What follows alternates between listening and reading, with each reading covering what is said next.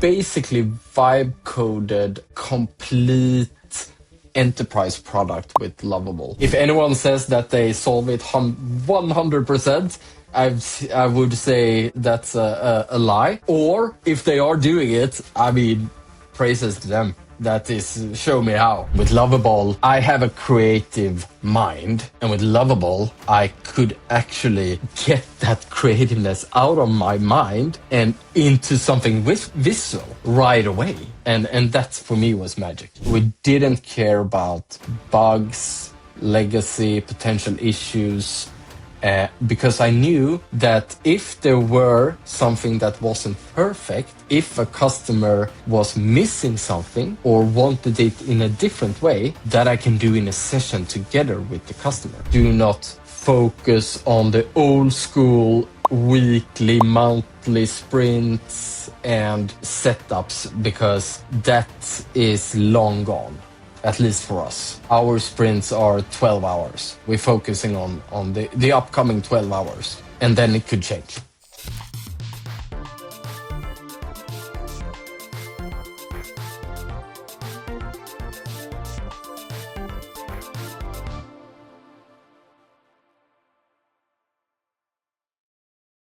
And we're back. What's up, everybody? Episode 47, Builders Growth Lab Podcast.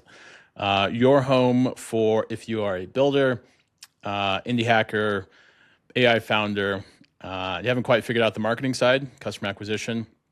My background is an SEO. I've got an SEO agency. I'm Charlie, and that is Conor Douglas. He's on the paid ads and data analytics side. So this is your space for getting more customers for your AI platform. Find us on YouTube, Spotify, Apple Podcasts, wherever you can find your shows, and like, subscribe, leave us a good review too. Yeah, come on, leave us a review, guys. Are we really? Yeah. Is this really episode 47? 47, yeah. Jeez, time episode flies, 47. man. Yep. Yeah, pretty wild. Speaking of that, what have you been up to last week? Oh man, the last week. Let's think through. It's been. Pardon me. Sorry, I totally set you up just to cut you off. My bad. We have Henrik Skagerlind Fasth. I hope I'm saying that right. You're totally butchering it, but I think it's okay. Yeah, sorry, Henrik, ahead of time. Sorry, I sound like a donkey right now. He's the co-founder and head of AI at Lumoo, and is an AI platform completely built on Lovable. They hit 700K in right around 9 months, I believe it was. And Anton himself, the CEO of Lovable, is on their cap table. Yeah. He's an investor. So pretty cool. Just app in general site. I checked it out earlier today. Yep. Last week. Yeah. It looks pretty neat. So for the listeners out there, definitely give it a peek if you guys have a second or two to do so. But before I was rudely interrupted, last week, let's see, dude, I've just been so heads down in, I'm still like a Claude guy, like through and through, but I've just been so heads down and like still some co-work, a lot of Claude code, but I finally kind of started rolling out some things I've been working on. So like that whole content flywheel, right? For Synth with Steven, we finally just launched it. Like it was enough of like, hey, the back and forth, like this isn't perfect. Yeah. I think this is a lesson to everybody out there too. And I'm sure most of you know it, especially the more advanced builders, like nothing will ever be perfect, at least in your mind, right? You'll have what you want, but you'll have what you've put together. And I think what I've put together is as close as I'm going to get to perfect. And listen, I could sit on this thing for the next year and still probably have some updates I need to make to it. But I want to start using it. I want to make sure it's usable and that the output is good. So we rolled that out last week. Already produced a few blogs from it. Already produced a few emails from it. So now it's just a matter of consistency, seeing if it starts to rank, seeing if it's getting, some engagement, and we'll go from there, right? If we need to kind of go back to the drawing board, we will. But ton of work on that side of things. I've fallen out of love with co-work, I think, more and more as time's gone on. It's did we talk about this last week about kind of like my co-work dilemma? Probably. I think so. I think we touched on it. So yeah, it's kind of more of the same. Like I've really fallen out of love with co-work. Not saying it's not a great tool. Listen, it has its use cases, but I think for what I need it for, it's just not it's not robust enough at this point, right? Like it also fails a lot of that. Like the MCP connectors always fail, so you always have to retry. You always have to relaunch. It doesn't save any context from previous sessions, so you have to kind of update it and remind it, of what you were working on. So for mundane tasks, like if I wanted to clean up my inbox, sure, fine. If I wanted to draft a reply to an email for me, fine. If I wanted to scan open tasks for the day, great. But I think anything beyond that is where it gets a little fuzzy, and I find myself spending more time trying to make it work for what I want it to do, as opposed to me just being able to go and do it and get it done. Interesting. Yeah. When I first put that together, I was like, yo, this is really cool. This is going to help with like content upload, content ideas, like, top AI news stories for the day, that kind of thing. And then put together like images, like drop quotes and everything. And then, it caught a couple snags on it. And then same kind of things. Like I'm spending more time on it than the result of it. So yeah, it was kind of frustrating. And then it had to be on. And then, because I wanted to just scrape the previous day's top news stories, or like within the last 24 hours. And I wanted to do in the morning at like 5 a.m. But like, I don't want my computer open at 5 a.m. kind of, that kind of thing. So yeah, like I know what you're saying. Yeah, it can be a little aggravating, but listen, that's the name of the game. I think plus there's also other tools out there. I've heard Tasklet is like amazing at doing some of these things from a few colleagues. So something I'm going to check out. But yeah, that's been the last week, man. How about yourself? Couple things. First thing, Austin got me. Oh shit! It just fell off the little table here. It's a book. It's called Deep Work. It is by, I don't know if you've seen it. It's the yellow, but literally, I just went to grab it and just freaking fell off the table. Of course it did. It's basically like how to concentrate for, I think it's Cal Newport is his name. Pat, what is his name? Pat Walls from Starter Story said that was a huge, he actually made, it was included in a video that he made when he started Starter Story of like just blocking everything out and just focusing on like just 2 hours, just hard concentration. That's it. Just 2 hours on, let's say, just for example, like CampaignPilots. Just spend 2 hours, lock your phone up, put your phone in the other room, turn off notifications on your laptop, ignore Slack, just 2 hours, only do that. And your progress will be like 100x, like that. That's how you really learn and really get shit done. So I haven't started it yet. I've actually already been face down in CampaignPilots for the past week. I've just been ripping on that for. What have you been doing to CampaignPilots over the last week? So today's Tuesday, since Wednesday night, since our interview with Ben Broca from Pulsia, where he said like 80% of your app should be autonomous, like agent driven. That's what I'm doing. So there's going to be, among other agents, there's going to be 3 agents. One is called Scout. That's going to cover and monitor Google Analytics. By the way, shout out CampaignPilots, our presenting sponsor. What up, CampaignPilots? One of the agents is called Scout, that monitors and does actions for you in GA4. The other is Fox, that covers your Search Console. And the last one is Ace, that covers your Google Ads. And of course, they're all nods to, Aviator or like, flying games, like N64 or like PlayStation, that kind of thing. So Scout, Fox, Ace, those are among the other agents. Those are the ones that will be customer facing. So like sending emails and that kind of thing. So like when you log into CampaignPilots, bam, everything is there. You have a report from Scout, Fox, Ace. Here's what it saw over the past 7 days. Here's what needs your attention. Here's what's just kind of on your radar for now. So changing like the entire guts of everything, which is taking actually a little longer. Charlie, are you building in public still with CampaignPilots? Are you like pushing anything out on socials as you're building, or are you just like heads down in it? I've been so just heads down. Like I'll do like, maybe I'll do a post like later today. But to me, this is building in public, just talking about it on the pod. Maybe I'll put something on LinkedIn, but so sort of to answer your question. I'm not really too worried about it right now. Like I just want to get it done and then I can talk more. Has there been any new user acquisition too over the last week or so, or there's been some, yeah. So just kind of going back and forth with customers and like trying to talk to them and get that done. And yeah, just really focusing on today's Tuesday. So I think it was Wednesday night when I had the idea, and then of course like talked to our CTO Claude about it, and got like a whole like spreadsheet with like different tabs: phase 1, phase 2, phase 3, phase 4, and then just started going ham. I've been sitting too long for the past couple of days. I've been sitting like way too long. So Yo, you ever sit too long where you're like your lower back just starts giving out on you? oh yeah, dude. Yeah, it's no bueno. Awful. Awful. So yeah, doing that, and then lastly, I just had congratulations to the University of Denver men's hockey team. They won the national championship. Congrats, in Vegas. boys. Yeah, big ups. Clicks to them. They come from behind against Wisconsin. I did not go to Vegas. That would have been mayhem because I get a little weird in Vegas. Everything gets a little weird in Vegas, man. Yeah, it's all good. So that was cool. Great game. That was a Saturday afternoon game. So yeah, between that and just face down and CampaignPilots, that'll be exciting. That's like a whole new, as Claude says, plumbing. Completely redone, very like I always say, just bird feeding. Like it'll just like feed you here. Here you go. Here comes the airplane. Open up, and here's all your data. And here's what to do next. By the way, do you want us to do it for you? That kind of thing. So pretty stoked about that.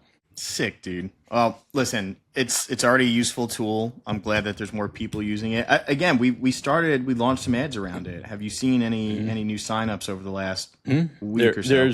There's been some activity. Yeah, in fact, I was using it in the app. Like I was talking to it. Oh, you were? Yeah. So like I saw the numbers and everything. Actually, you and I should have a conversation soon about that. But yeah, good spreadsheets. I think one of your colleagues put it together, like target keywords and like the campaign details. Yes. Yeah. It was like, dude, I don't know anything about Google Ads. Like I don't know a freaking thing about it. So that was all new to me. But there's been some activity. Sick. Love to hear about the wins, man. Yeah. But yeah, that's been my week. And in the last week, there's been a lot of AI news. Particularly around Sam Altman. I sent you that piece. That's a long article by the way, that piece being from the New Yorker. Yeah. I did not read it all. I know the guts of it. Did you get a chance to look at it? I glazed through it. Dude, if there's any article that's the most difficult to read, the New Yorker is by far and above one of the more difficult reads, I think, for anything. I used to subscribe to it, and I would get it, and then I would find that I'd read like one or two stories, and everything else was just like total mumble jumble to me. So I was like, all right, this is over my head. But I glanced through it briefly. You want to give the listeners a little rundown of what that was? Yeah, basically, I mean, that opening image, what an image that is, by the way. I opened it, I was like, oh boy, this is going to be juicy. Basically, Sam Altman saying he's a sociopath. He does what he can to get ahead. Like he's the quote I remember is he's the Michael Jordan of. I think he's the Michael Jordan of listening. I think it is what it is. Like he makes you feel like like the only person in the room kind of thing, and then go and just he's a sociopath. And it's like the question that came up. And the title of the article basically is he the guy to be leading the charge for OpenAI, like one of the most important companies, not only today, but it may be in history. So is he that guy? And that's a hell of a headline. It's a hell of an article. Look, I've been hit like even 6 months ago. His name is, I have his book right here, Jason Calacanis. Even he was saying that Sam Altman's a fucking animal. Like he cannot be trusted. He's cutthroat, dude. Yeah. I think that's the word he used was cutthroat. And this is going back to when OpenAI would look at their APIs and see like who's actually really like just crushing it and just like copy it and just bury it as like its own feature. Like he's like that's the guy. And like Bill Gates was the same way. Like he's just cutthroat. So. Reading through it, I remember that quote from Jason Calacanis. So my thoughts on it, what a fucking piece. What a week for Sam Altman. He had a Molotov cocktail, I believe, thrown out his residence. He had gunshots. Yep. which is fucked. That is so fucked. And then I guess maybe it was the same guy or a different guy who showed up at the OpenAI headquarters. That is so fucked. Like, of course, nobody wants that. I hope to Sam Altman personally, but my thoughts in the article. Look, I've heard that stuff just being in the AI world now for over a year. Do I think he's the guy?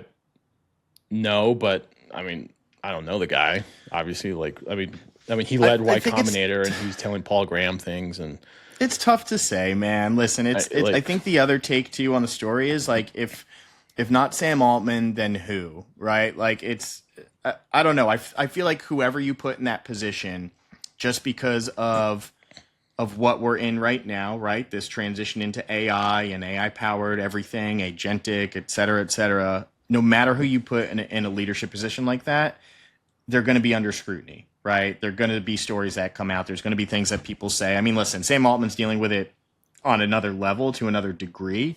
But I just think anybody you throw into this is going to be under that same microscope that he is, right? And maybe the outcome's different, but still, I don't think that changes anything.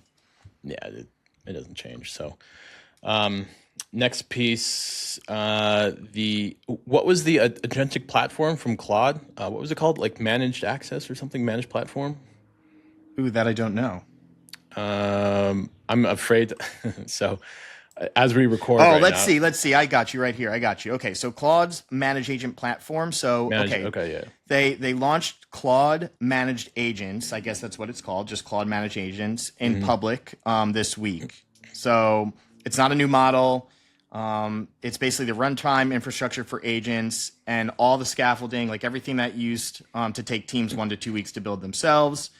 The sandboxing, the management, the tool execution, that's all handled from you, basically soup to nuts from start to finish with Claude managed agents. So it's 8 cents per agent runtime an hour, plus your standard token costs. Okay. Some customers already include Notion, Asana, Rakuten, Sentry, and they're already shipping agents, and they're already basically just autonomously going through, finding bugs, fixing them in real time before it becomes a bigger issue. So, So I mean, the take here, right? I mean, this is two things. There's a few things really, but two things here that come to top of mind.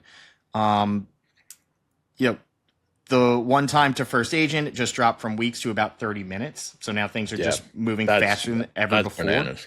Yeah. Insane. And then if infrastructure was your excuse for not shipping out an agent product, that's no longer the case either, because if this is doing it soup to nuts, then you're getting everything you need under the sun to ship it out. So agents in a box. Here you go. Have some agents.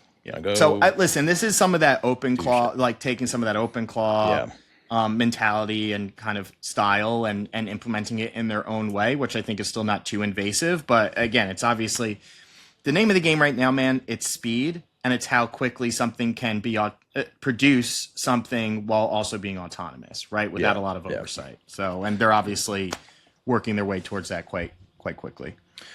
My thoughts is it's pretty cool. Obviously, it's a direct answer to the OpenClaw. They cut them out, and then they introduce this. They just make it easier to build, which is cool stuff. I don't like the idea. I still hate the idea of building on somebody else's land, kind of thing. Yeah. But look, you can MVP it. It makes your life easier. So I think it's cool stuff. I like it. And actually, I'm going to ask Henrik. Sorry, Henrik, I'm going to butcher your name. Henrik Skagerlind Fasth from Lumoo. What compels you to say his last name? Like, is that so you butcher it on purpose? No. I played hockey with a couple of Swedes, like growing up, and they always said their full name. Yeah. It's just like okay, so it's just kind of like how it goes. All right. Yeah. Protocol. So I'm going to ask him about, first of all, like, how did you build it? Of course, and then like what agentic builds go into your app. Yeah. And then his thoughts, of course, like what's coming next and everything. So. All right. So let's move along here. The next story we have. Okay. Very, very interesting one. OpenAI, Anthropic, and Google have all united to combat a model copying in China. So in a very rare moment, right? You never kind of see these guys working in tandem with one another. OpenAI, Anthropic, and Google have joined forces to to address the growing problem of Chinese labs copying and distilling their frontier models. Good. Fuck that noise. Dude, I mean, listen, it makes all the sense in the world, right? It's like, it's IP protection at the model layer. It becomes a bigger geopolitical issue if they don't do it that way, right? And it's like, if they don't start this now, then how far along do you let something like this go until somebody else has to step in, right? So I think trying to cut the head off the snake now is a smart move. And listen, I mean, kind of nice to see that these three guys are working harmoniously all towards one thing, even if it is protecting their wallets. Yeah, I mean, first thing I thought of was that picture of Sam Altman and Dario Amodei on stage, and like everybody has their hands up, not holding their hands together. Yeah, it's so awkward, like just such poopy pants on stage. Like, it's so funny. That's the first thing I went through my head. But no, that's good. It's just greasy. Of course they would do that. But no, I think it's good. I think it's good stuff. So, let's jump over to Henrik. This is going to be a very good discussion. I mean, talk about product market fit. Well, pardon me, not just product market, founder market fit. I think I'm definitely, we'll chat about that. I think that was a huge lever here. Yeah. And just learning, it's like where it came from, and then like where AI is going in 26. So let's go and throw it over there. All right. We are sitting down. We got him. This is very exciting. I think I've been poking around with Henrik and your co-founder for a couple months now, trying to get you on. So this is very cool. Henrik Skagerlind Fasth. He's the co-founder and head of AI with Lumoo. Henrik, thank you for your time, and thanks for being on the pod. Thanks for having me. Great to be here. Yeah, and real quick, can you just tell the people, our listeners, our founders, vibe coders, builders, what you've done with Lumoo, and what you've done and what the product does? Yeah, of course. So what we've done is that we basically vibe coded a complete enterprise product with Lovable. And the product we built is an image visualization AI native solution. So basically an AI platform that supports fashion brands to generate AI visualizations for their products. So the whole product life cycle, from sketch, turning that into visualization, merchandising, and the full journey out to the channels, e-commerce, social media, and beyond that. Super, super cool. Henrik, thanks for being on as well. Just kind of reading a little bit on your background and everything that you've been doing, it's one thing that sticks out to me. When you built Lumoo, it was built running 30 different models, or still runs with 30 different models going simultaneously, which is absolutely bonkers. Yeah. Can you explain a little bit more about that, like what went behind all of the engineering and just thought process to get to that point of 30 different models? That was quite hard, actually, but I mean, it took us down that road that we needed to get a lot of AI models to work simultaneously. To get a good result when we started. I mean, we started to develop this solution for like 1.5 years ago, and generative AI has gotten good at that point, but nowhere near where it is today. So at that point, we needed to actually combine a multi-level layer to be able to get a brand-aligned result. We needed to integrate AI vision models and LoRa's and control nets and get those to work together and spin that around to be able to process it to getting something that was brand aligned.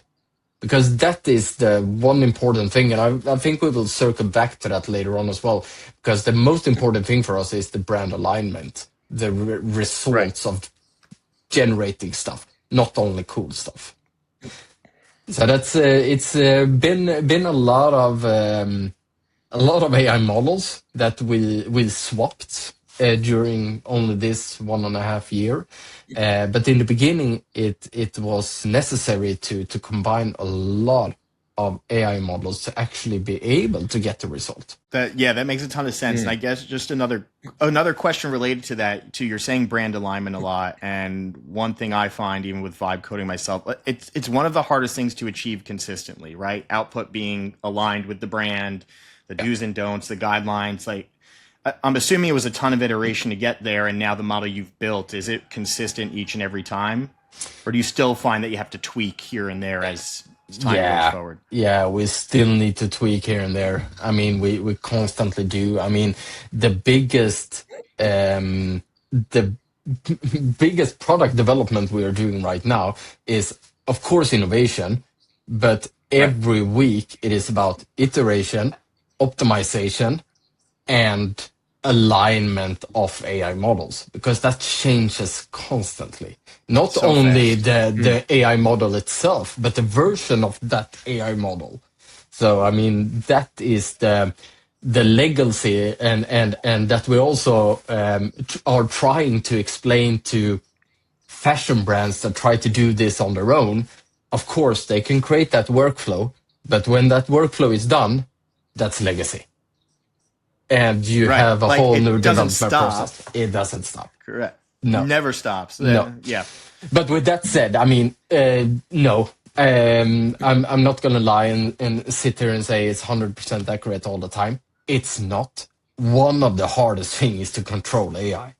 That is. Oh, it's so frustrating, Yeah, right? When so you get it and you're like, Yeah. it'll have it one time and then the next time Yeah. it doesn't. And it's just that consistency is a really Yes. big pain point I think a lot of builders have right now. Yeah, and I mean, if anyone says that they solve it 100%, I would say that's a lie.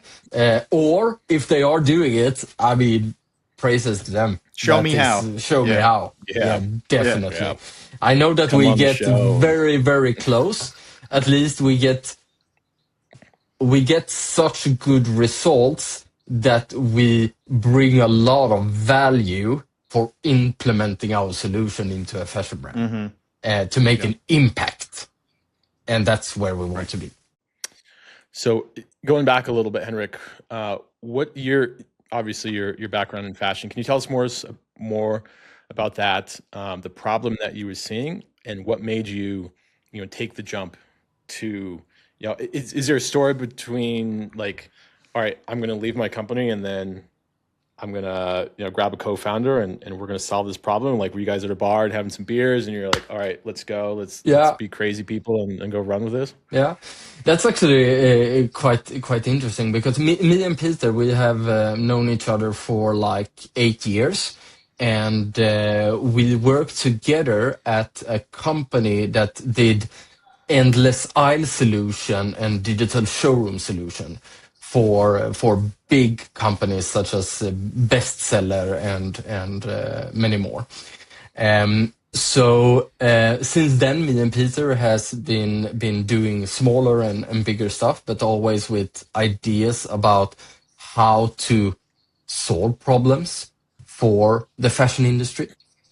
And this, what we are solving now, or continuously working on solving, has been a part of that 8 years journey, because we already talked about this 8 years ago, like the virtual try-ons. How can that be done? How can it be done in physical environment, in digital environment?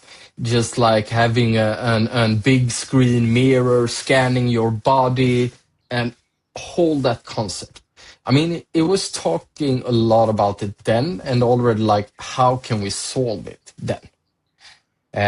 That has not been our main focus since 8 years ago, but 2 years ago, I started to see the virtual try-on solutions pop up, and I started to recognize that, okay, it started to look good. There's something here. I see a good potential of it. And then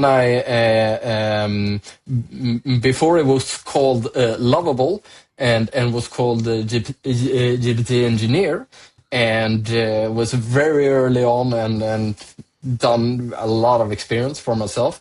Just vibe coded something up and created some virtual try-ons, created a movie of it, and spinning around of a model and stuff like that.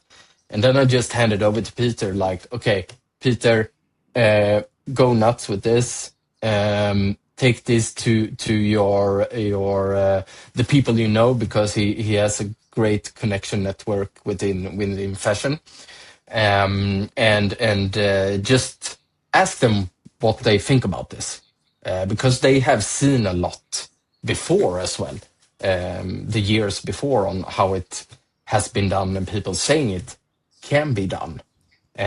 So he took the temperature on a couple of people, a couple of brands, and they were just like, okay, how should we get going with this? When can we start?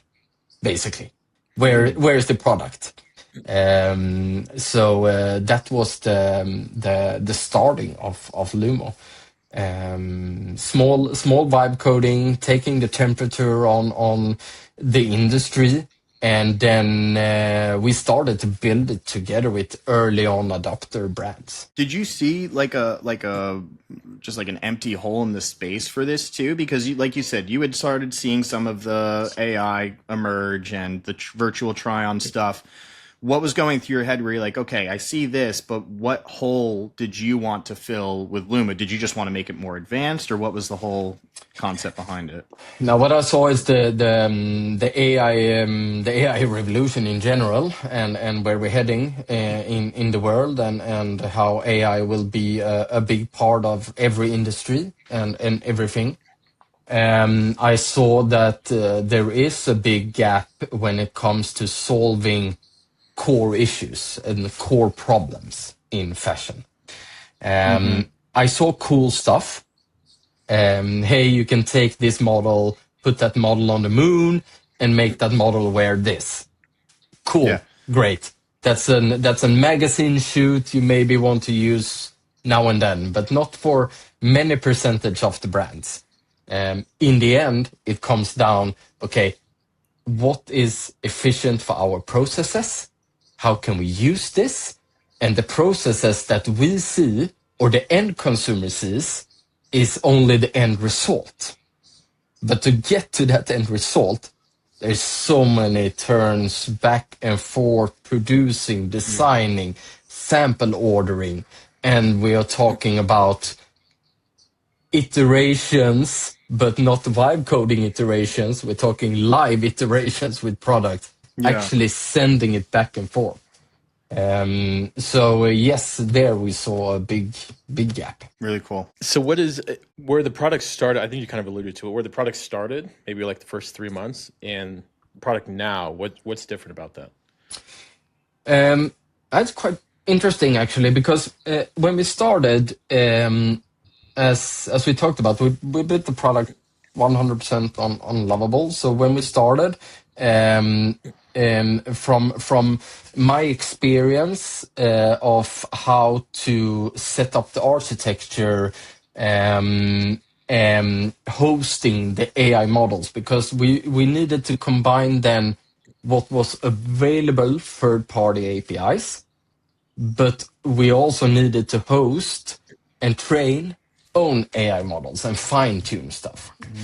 So for each customer, we needed to fire up a sequence of hosting on Google Cloud and Kubernetes and Dockers and making all of that into one flow. So that was a quite heavy architecture from the beginning. What was revolutionizing is how quick it was to make it possible to do this with Lovable. Because, I mean, I have done it before. We're talking about months. We're talking about years into getting that architecture in a nice way. Oh, yeah. So that was the challenge to begin with. And that was the iteration that kept me up all night to begin with, to make that work.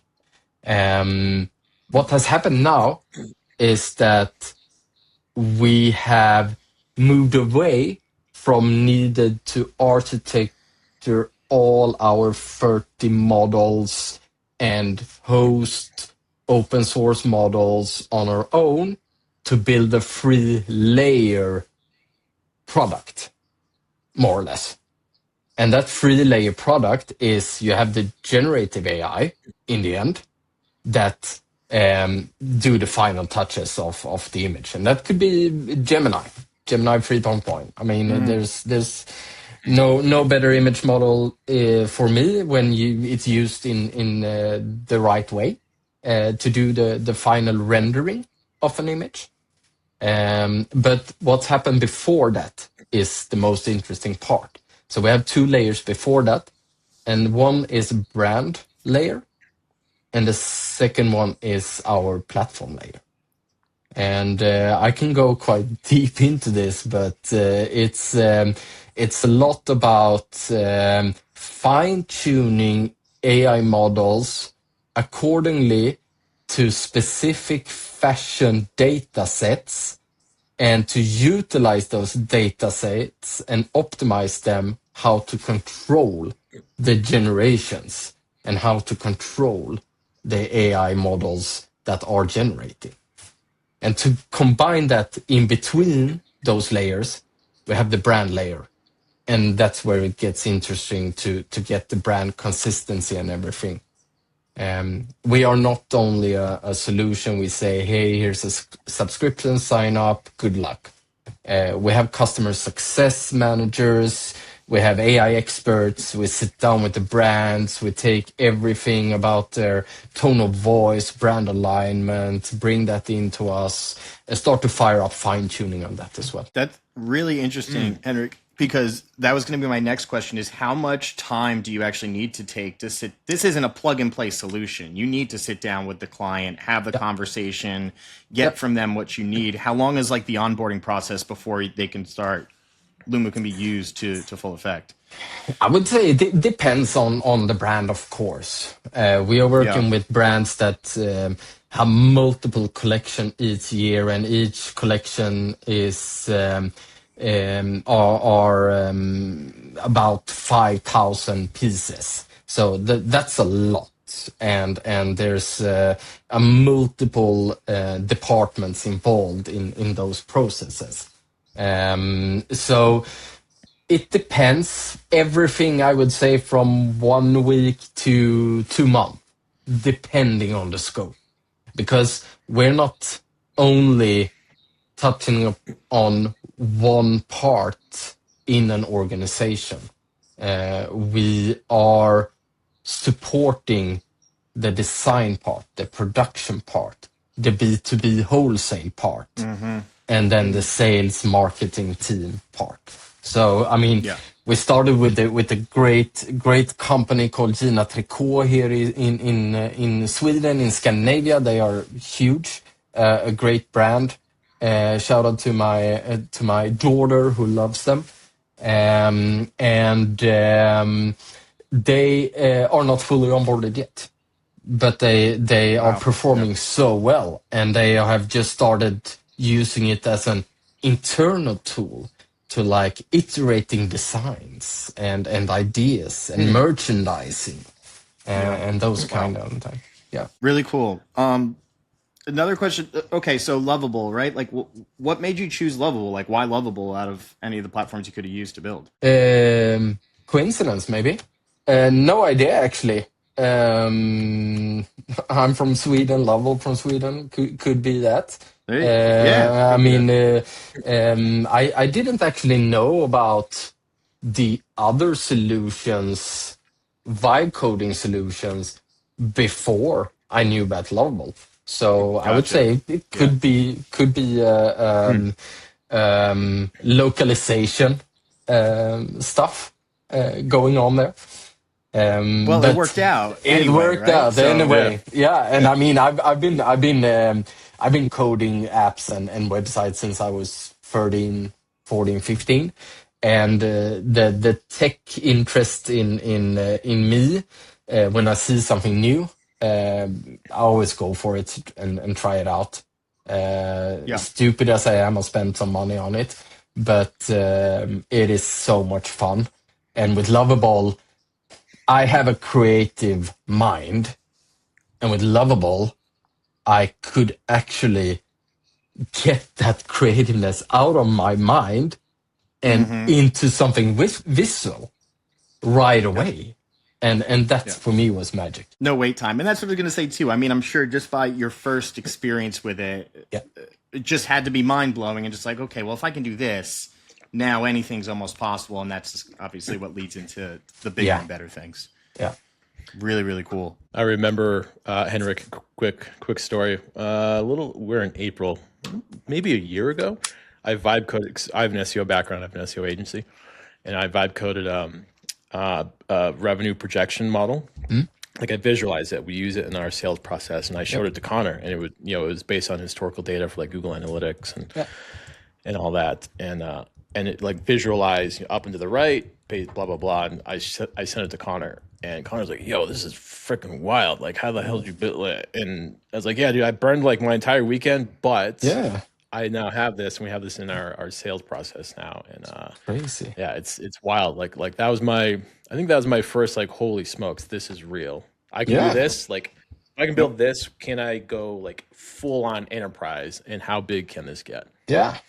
I mean, that is crazy. And I'm like, I'm trying to contain myself, not like have so many ideas, because I'm a lot about having an so the Lumoo organization being extremely profitable and lean and also efficient. So I mean, I don't have time on vibe coding our own stuff, but when I get into it, I've built several internal tools for ourselves as well. And it's like we would have spent a ton of money on if we didn't have this. It's crazy. You get in there and you start building, and all these ideas pop up one from the other, and it's like just the speed at which you can move and get things accomplished is absolutely insane. Yeah, definitely. Did you, through building the MVP too, Henrik, did you have any like point in time where it was just really, really challenging, and you're like, hey, like it almost seems impossible, but you kind of pushed through or found a workaround to get across that? Or was it really seamless? Yeah, it was. I mean, I'm not gonna. It has been a lot of challenges, of course. Yeah. I mean, also building and vibe coding stuff. There are a lot of challenges. There are a lot of iterations that needs to be done. There are a lot of QA and back and forth that are gonna need to be double checked, and it especially was 1.5 years ago and 1 year ago. Back then, especially. I mean, security roles and hosting and only like database storage, signed URLs. I mean, all that. That was a little bit of a mess in the beginning, I would say. But I mean, also spending time on fixing that and realizing that it's so little time compared to what we have achieved and what we have built during this time. So definitely worth it. Cool stuff. At what point, Henrik, do you in building the MVP, do you say, okay, we're going to get this out, we're going to get some feedback on the product, but there's bugs. Maybe it's gross looking, looks bare bones, it's ugly. We know there's bugs. At what point do you just say, all right, this is getting out, we need some feedback on it, or no, hang on, I got to fix this. At what point do you just say, all right, this is done. Done. Quotes. Yeah, exactly. Will it ever be done? Close. I don't know, but never. No, but I would actually say I realized quite early on that I could, as fast as I could build things, I could also fix things. I can optimize stuff. So pretty early on, we decided on, okay, we're focusing on 2 parts, or 3 parts. That is, 1, model generations. You need to be able to generate a model that aligns with your brand. 2, virtual trial. You need to be able to dress the model in an environment that our brand align. And 3, making a video. So those core 3 parts, like when we had them, I mean, a couple of weeks, in a really nice way, then we just went for it.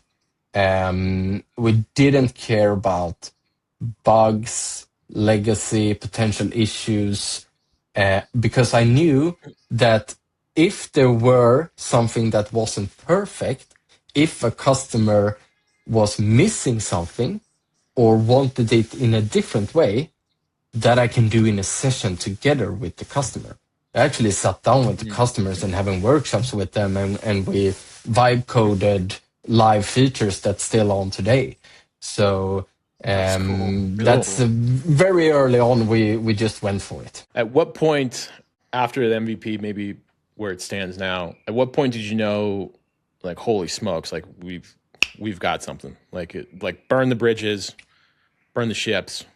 Yeah, we're all in. Like, is your story behind that, or was it just kind of like a slow burn?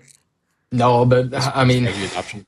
Yeah, I would say both, but very early on is when I gave this to Peter, the first the first very rough MVP I did for Peter to take the temperature on the industry with. Already then, all the first 5 reactions from well-known brands, we knew that, okay, we're on to something. I mean, the reaction, both me and Peter I've been developing solutions and commercializing technology for the fashion industry 20 plus years, and Peter has been in the fashion industry 20 plus years, so he knows the challenges. And we realized very early on, like, there is a gap here. We are on to something. And to quote Peter, it has never been easier to get the meeting with anything that he has worked with before this. And that's also a signal, of course. The willingness for the industry to actually sit down and listen to it. So I don't know what got us there. Yeah, sorry. No, you're fine. Did you think there was any, just because of the connections to the industry, do you think that even helped in any capacity, or was it really, the connection didn't help, it was more so the idea, and that's what got you the entry point? Yeah, I mean, but both, of course. The idea, the timing. I believe in. I mean, you can have amazing ideas. I have had the world's best ideas, I always say. Several years ago, I thought of everything, I think. But, I mean, no one listened to it then. It tried to push stuff through, but, I mean, it was no idea. Nothing happened. So timing, when an industry is mature and there is the right timing and you're building the right thing, there is something magic about that as well. So I mean, it's hard to have an impact on the timing, but of course we knew that the industry was mature enough, and of course that had to do with the generative AI being so available.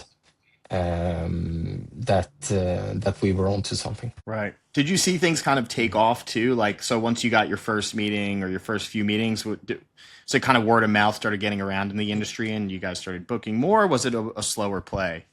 No, it went very fast, actually. I mean, from smaller brands, smaller dialogues to big players, global players. Early on with some of the biggest fashion companies in the industry worldwide, and that happened in a couple of weeks. So I've never been part of that kind of journey. where it took off that fast as well. It's exciting though, man, really right? exciting. And I don't. If you ask me why, I have no idea. But I mean, word of mouth, timing, maturity, everything was aligned. Like, yeah. Just came together beautifully. That's great.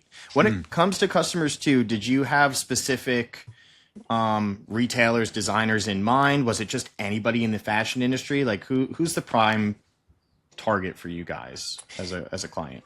Yeah, so the ideal customer profile will be an brand that either produces clothes themselves or are a multi-brand store selling clothes. That is our ideal customer profiles, but we realized quite fast that this is for all possible brands out there, because there are challenges that we solve in parts of our platform, more for some brands, less for other brands, but there are parts for almost every brand in there, but especially clothing, I would say, producing their own clothing, but also a very interesting vertical that is shoes. Gotcha. Yeah. Interesting. Okay. So one of our first customers were actually a plain shoe customer. One of our biggest customer that we are working very, very close with is a big shoe producer in Europe. Wow. Cool. So that's interesting. So when you guys started to grow, that rapid adoption, bam, bam, bam, things are buzzing. What broke first? Sleep broke first. Lack of sleep.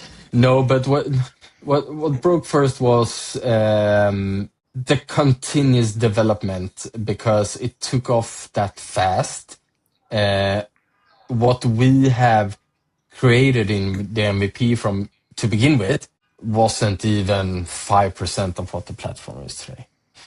Wow. So I mean, that broke first. The lack of hours one man or two men can spend developing something that we saw that there is an real motion here. Wow. Okay. At what point in your I'll call it journey, when did Lovable pick it up? Because I've seen the blog posts on Lovable, and I think Anton, he's on the cap table. We'll get to that in a second. But when did Lovable pick this up?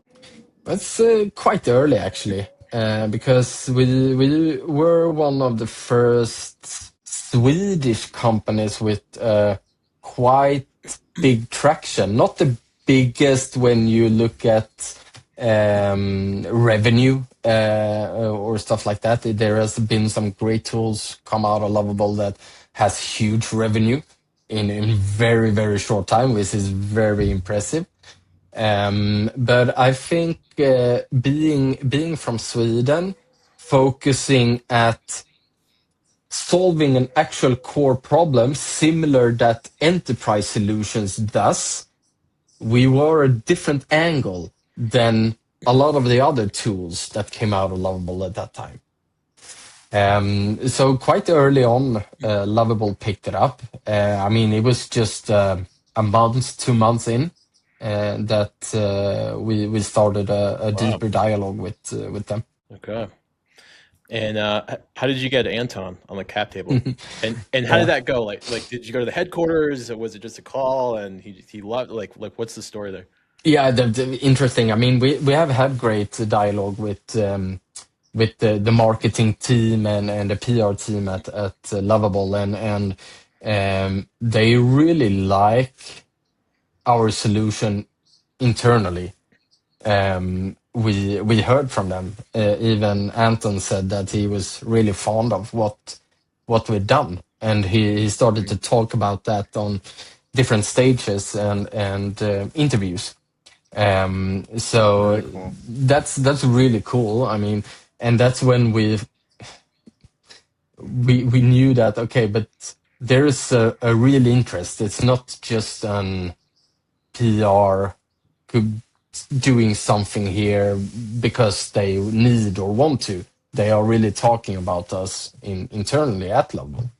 And so, I mean, we just took a shot. We reached out to Anton, a couple of dialogues, and I mean, they have been following our journey for a long time. So there's no better due diligence to be done than that we have created our solution through their solution, because they know the foundation of what it builds on, and possibilities as well. That's pretty cool, huh? Do you have anybody else, or like, do you have VCs on your cap table, or No. any other angels, or is it? No, and no, I can promote that a little bit because we're just initiating our seed round right now. Whoa. Yeah. Okay. So that is it's gonna be real fun. We have no VCs on the cap table. We have some angels, including Anton, other angels from the fashion industry and the tech industry. Because we just raised a small amount of angel round money that the VCs weren't interested in. So we're opening up those dialogues right now, and that's a good interest. So that's a nice couple of meetings the weeks ahead. Wow. Okay. Really cool. Well, exciting couple of weeks, months you guys got going on. Busy. Yeah. Busier than you have Definitely. been on top of it. So, Yeah. but that's a good thing. So, all right. As we kind of close out here, Henrik, a couple of questions, really just more so about use case, right? Like Lovable or something else. If there was one tool you were going to suggest to our listeners, people getting in the vibe coding space, early starters, what would you suggest? Lovable, something else? Like what's the tech stack? I mean, the tech stack is quite lean.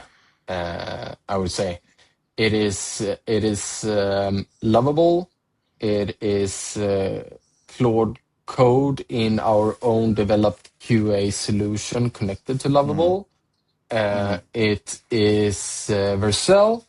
It is Supabase and Google Cloud. Various solutions from Very from lean, comparatively Yeah, speaking. that is. Yeah. So it's very lean. We have a couple of more maybe incoming, but that is also strategic potential partnerships. Gotcha. Okay. Okay. We're going through the first 90 days of the build, right? If there was one mistake you made or biggest mistake you made, what would it be in the early onset? Not having 100%. I mean, not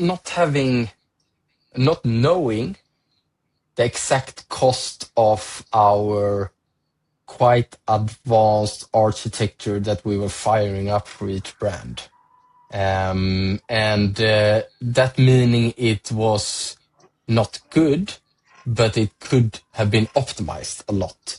That's not my expertise, like the core backend structure. That's not where I come from. So Docker, Kubernetes, Google Cloud, controlling that and optimizing those costs. That I would say the biggest mistake, even though it was not a huge mistake, but it could have saved something there. Yeah, definitely. Exactly. Yeah, a little bit of time. Yeah, definitely. What? Real quick, Henrik. Let's say we've got somebody. I don't know. I was going to say work in retail, maybe service industry or just some industry, maybe 5 years experience. What advice do you have for them in regards to, because you're a perfect example of founder market fit. What advice do you have for them if they have an idea and just want to run with it? I mean, go with something you're passionate about. That makes it so much easier. and passionate about it. It doesn't mean that you need to have a huge connection network in that industry, but are you passionate about it? It's so much easier to get those connections, to reach out to those people, because it comes naturally. So definitely do something you're passionate about, and don't wait for it. Just try it, because with vibe coding, you could actually get ideas into functional products in minutes, and then you can take it from there. Don't make it too big. Especially do not focus on the old school weekly, monthly sprints and setups, because that is long gone, at least for us. Our sprints are 12 hours. We're focusing on the upcoming 12 hours. And then it could change. Wow. Okay. All right. What are your thoughts on AI agents and just AI in general for 26? I think agentic AI is gonna be a huge deal. I think it still needs to be optimized a lot. Now it's more an trend.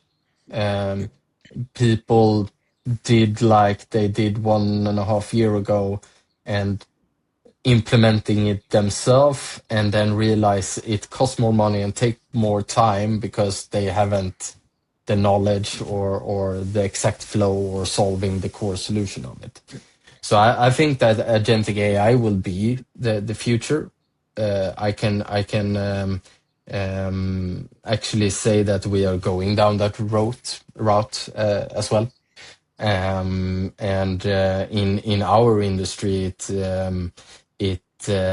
is getting very interesting due to the setup we have with the free layers, and having an agentic AI to work from those free layers, and also the historical data from our brands. I mean, we have had brands online in the platform for 1 year now. They are starting to produce historical data, and that's a lot of data that we can leverage. So I think agentic AI will be huge. I still think that is a lot to optimize to make it at its best. Okay. As we wrap up here, Henrik, what's next for Lumoo for this year? So I briefly mentioned that we are kicking off our seed round founding. So that is the first step. So before the summer, we're aiming for closing that. And then it is about execution on product development, but also on market shares. So going global. We are going quite big across Europe right now, but there's a huge global potential. And we have customers in US, in Australia, in Asia, but we haven't even started there yet. So plan this year we'll also be planning for that global expansion, and reaching a target I will not tell you, but a milestone. If we reach that, we will take the team to Tokyo. So looking forward to that.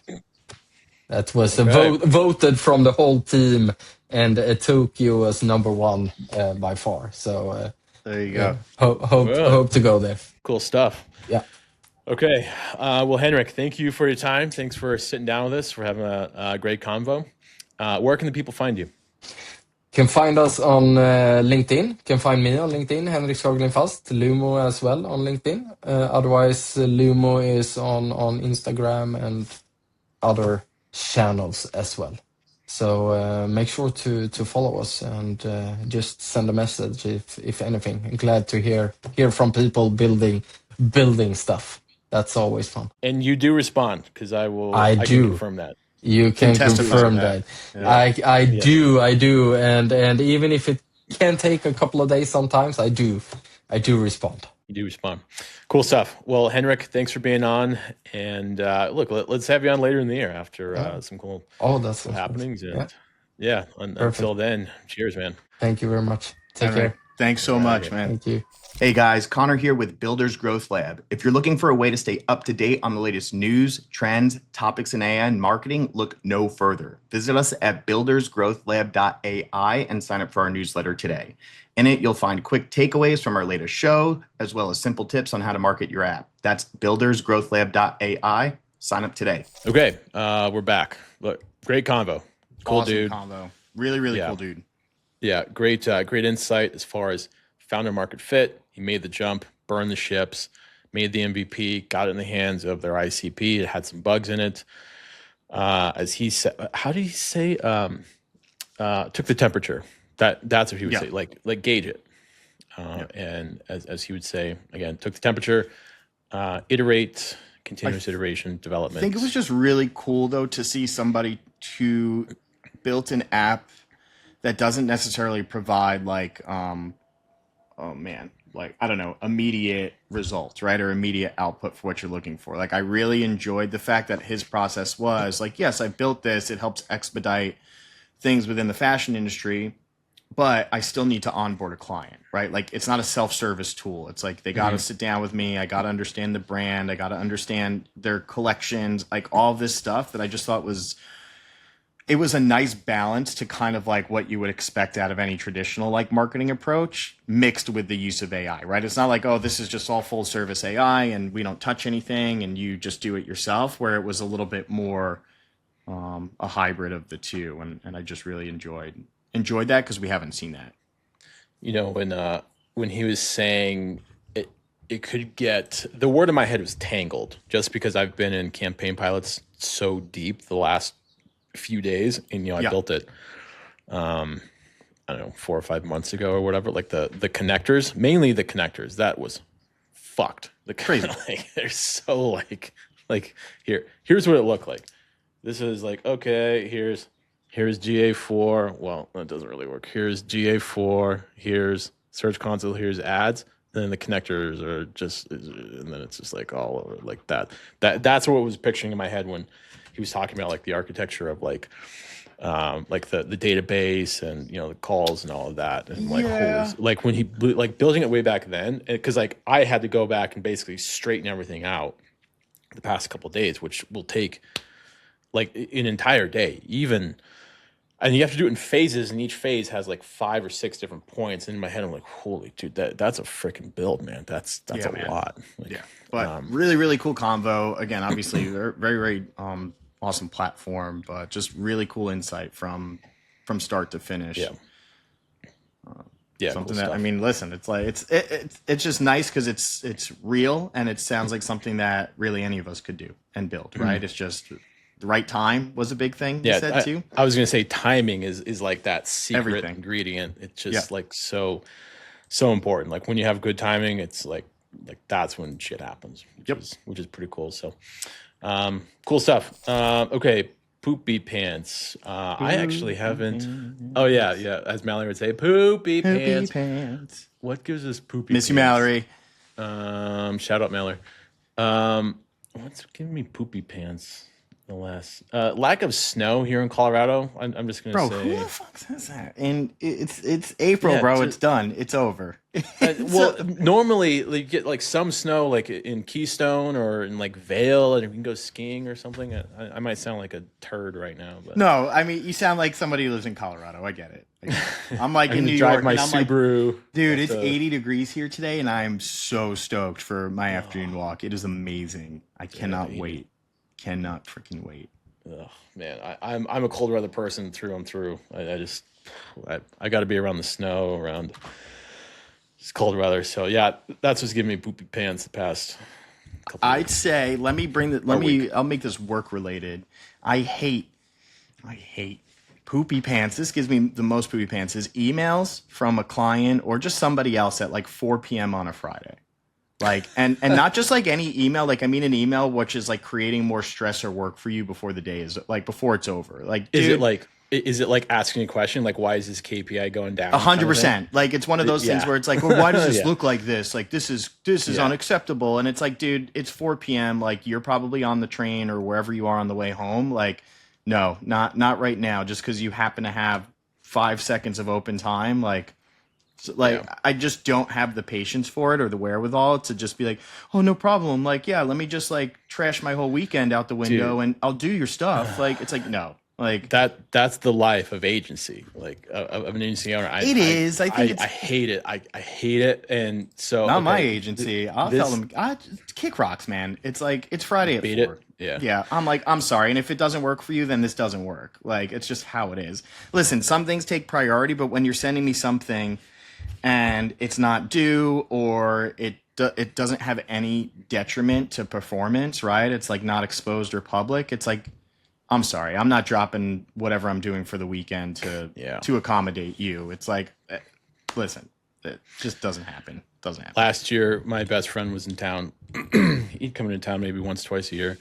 He was in town during Rocky's opening day. So we're trying to find tickets. We're at a bar. We're watching something on TV, whatever. We're just having some food, grabbing a beer, whatever. And then the client starts texting me, and it's a Friday. It's like 2 p.m., right? And he starts texting me, why is this? Why is this? I'm like, oh my gosh, like what? And then I thought in my head, like, actually, you know what? He's right. Because that's on me. Like, it shouldn't be, like, and he was right. Like, you know, the SEOs, I hate to say it, but listen, take some time to kick in. But no, I'm not saying this is like in your case, but for me, it was like, I had poopy pants about it. And then I was like, you know what? Actually, he is right. So actually cleaned it up the next morning. So listen, there's instances, I agree, where but even they could even be right. The whole point to me is like we're not in an industry where we work weekends, right? Like we're no food service, right? We don't have, I don't know. It's like whatever. But it was more so, it's like, it's Friday at 4 p.m. Like you could have looked at this 3 days ago because it was still there 3 days ago and sent something Wednesday morning at 10 a.m. And I get it. Like you may not have all the time, but to just, it's just one of those things where I think it's a little less thought beyond just sending the email. Like there's another human on the side of that email, right? There's a person who has a life and a family and things that they do. And you're just literally like doing what you can to make their day worse for God knows whatever reason it is. And that's kind of where I'm coming from more. So work is work. I get it. Sometimes you have to fix things. I've done it a million times over the weekend. I think it's more so just the delivery of it is probably what really gets me. But I get it. Yeah, I've done plenty of times where I look at it, I'm like, oops, my bad. And I'll go in and fix it. But yeah. Well, that does it for episode 47. We're not going to go into who's on tap because there's some pending calendars back and forth. Ooh, mystery. We have a very big sleep expert. She's been on Diary of a CEO. I'm probably just giving her away. She's been on Diary of a CEO a couple times. She's like world renowned, like huge. Like, look, if you're on Diary of a CEO a couple times, you're like a big deal. So that's gonna be pretty cool. We're just trying to fine tune that. We've got some other cool guests coming up. So yeah, be in touch via YouTube. Leave a comment on the show. You can find us on LinkedIn, Apple Podcasts, Spotify. Like, subscribe, leave a 5-star review, leave a comment, or as Mallory would say, interact with us, engage. Yeah, as Mallory would say, if you want to talk shit, you can talk shit, whatever. We read it all. So that does it for the episode, and we'll catch you in the next one. Next week. Peace. Peace, y'all.